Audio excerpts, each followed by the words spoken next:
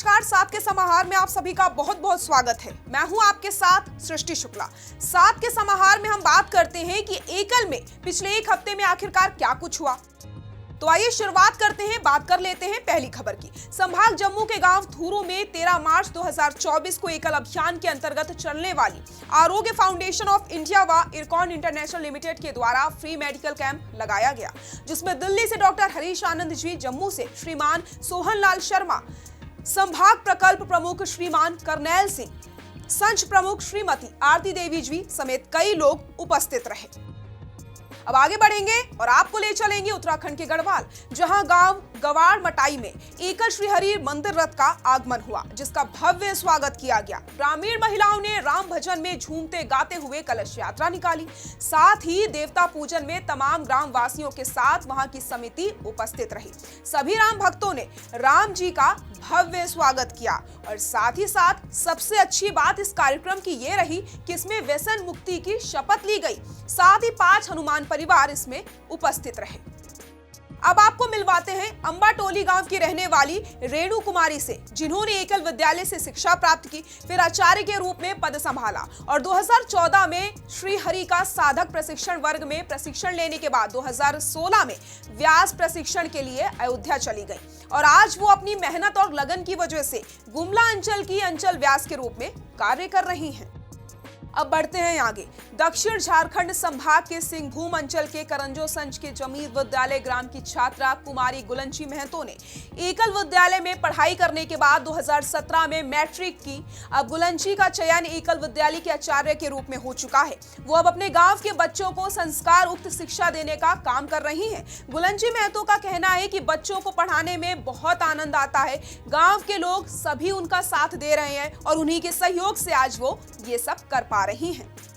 अब बढ़ते हैं आगे। एकल अभियान के अंतर्गत चलने वाली आरोग्य फाउंडेशन ऑफ इंडिया व इरकॉन इंटरनेशनल लिमिटेड के सहयोग से 53 फ्री मेडिकल कैंप जम्मू संभाग में लगाए गए, जिसमें जिला किश्तवाड़ा, डोडा, उधमपुर, राजौरी, रियासी, खटुआ आदि स्थानों पर ये फ्री मेडिकल कैंप लगाए गए। मेडिकल कैंप 14 मार्च को जिला राजौरी के डींग गांव में संपन्न हुए। इन मेडिकल कैंप में करीब 8,341 लोगों की मुफ्त में जांच की गई। अब आपको ले चलेंगे पहाड़ों पर। उत्तराखंड के गोपेश्वर अंचल के गांव बैरनी में एकल श्रीहरि मंदिर रथ का आगमन हुआ। इस दौरान महिलाओं ने कलश यात्रा निकालकर रथ का स्वागत किया। साथ ही देवता पूजन में 45 लोग शामिल हुए और रथ पूजन में समस्त ग्रामवासी एवं वहां की समिति उपस्थित रही, जिसमें राम भक्तों ने राम परिवार का स्वागत किया और साथ ही इस भव्य स्वागत में व्यसन मुक्त शपथ ग्रहण हुआ। इसमें 8 लोगों ने शपथ ली और हनुमान परिवार की जो संख्या थी वो 5 रही। अब बात अगली खबर की। अयोध्या से चला राम रथ शहडोल पहुंचा, जहां मां दुर्गा मंदिर से ढोल नगाड़े के साथ शोभा यात्रा निकाली गई। साथ ही सरस्वती शिशु मंदिर से इसका समापन हुआ।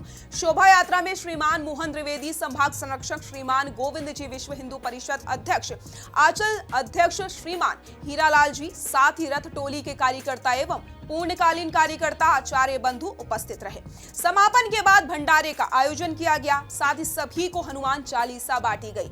इस दौरान 65 हनुमान परिवार इस कार्यक्रम में शामिल हुए।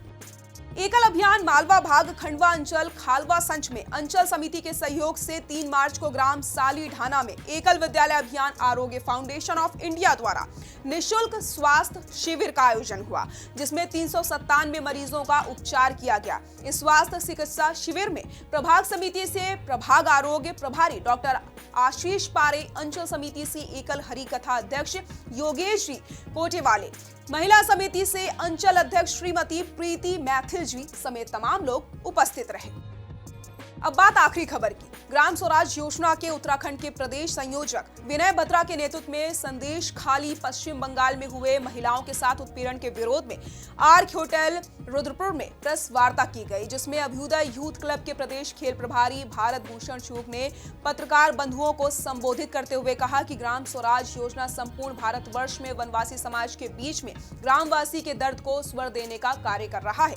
किसी भी प्रकार से ग्रामवासियों को उत्पीड़न बिल्कुल भी बर्दाश्त नहीं किया जाएगा और वो इसके लिए लगातार आवाज उठाते रहेंगे।